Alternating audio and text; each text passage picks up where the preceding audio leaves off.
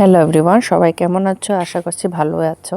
তো দিনটা শুরু করলাম, আজকে দুদিন ধরে একটু বিটরুটের জুসটা খাচ্ছি, যেহেতু ইমিউনিটি বুস্ট করে আর শরীরের জন্য বিশেষ উপকারী, তাই বিটরুটের জুসটা দিয়ে শুরু করলাম দিনটা।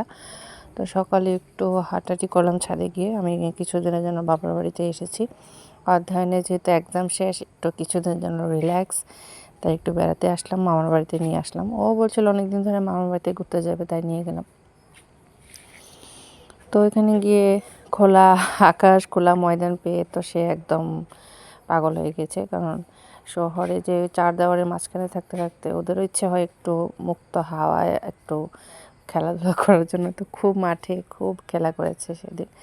দুপুরের টাইমটা নিয়ে গিয়েছিলাম ব্রেকফাস্টের পরে। তো অনেকক্ষণ খেলাধুলার পরে বাড়িতে ব্যাক করলাম, স্নান টান সেরে পুজোর জন্য ফুল উঠাচ্ছিলাম। এখন সিজনটাতে ফুলটা বেশি একটা ফুটছে না। আমাদের বাড়িটা অ্যাকচুয়ালি লাল মাটি, যার জন্য এরকম ফুলটা বেশি একটা ফুটছে না। তো যাই হোক, অল্প কিছু ফুল দিয়ে পুজোটা সেরেছিলাম। এখানে দেখো বাবার বাড়িতে জ্যাকফ্রুট আছে অনেকগুলো, কার কার লাগবে বলে দেবে, আমি তোমাদের জন্য নিয়ে আসবো।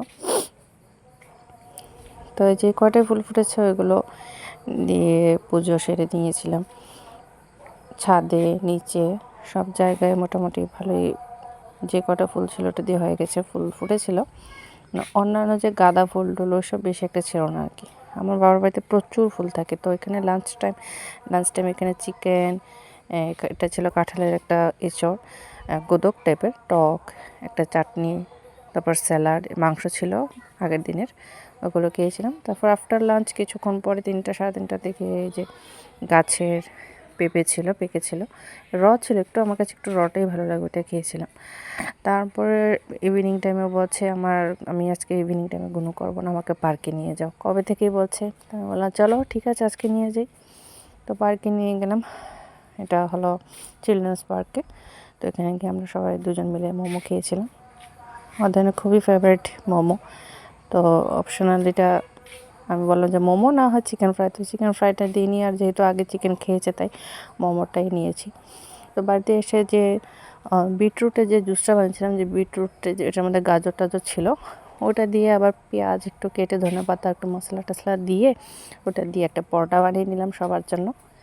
তো পরোটাটা বেশ লেগেছিলো। ওদের জন্য তেল ছাড়া বানিয়েছে, আমার জন্য আমার একটু বাটার দিয়েছে সামান্য একটু, না হয় খেতে টেস্ট লাগে না। তো যাই বল, বিটরুট বলে কথা, বিটরুটটা এমনিতেও খেতে বেশি একটা মজাদার লাগে না, তাই বলে একটু সামান্য একটু বাটার দিয়েছি। ঘি ছিল না, অপশনাল, তোমরা ঘি বাটার যে কোনো একটা কিছু দিয়ে এটাকে ফ্রাই করে খেতে পারো, তখন খারাপ লাগে না। পরোটা বানালে বেশ ভালোই লাগে, একবার ট্রাই করে দেখতে পারো। তো এখানে আমি বানাচ্ছিলাম, আমার ছেলে ভিডিও করছে, ক্যামেরাম্যান হয়েছিল, তো একটু নাড়াচাড়া করে নিয়েছে। যাই হোক, ইগনোর, ক্যামেরাম্যানটা ছোট্ট হাত ধরতে পারেন। তো এই যে সবজি আর পরোটা দিয়ে ডিনারটা শেষ করলাম, কমপ্লিট করলাম। এতে বেশি একটা খিদে ছিল না, যেহেতু বানিয়েছি কষ্ট করে, তাই খেতে হয়েছে। একটা নিলাম রুটি পরোটা, তো খেয়েছি, বেশ ভালো লেগেছে। সবাই বললো বেশ ভালোই হয়েছিল, খুব সফট হয়েছে।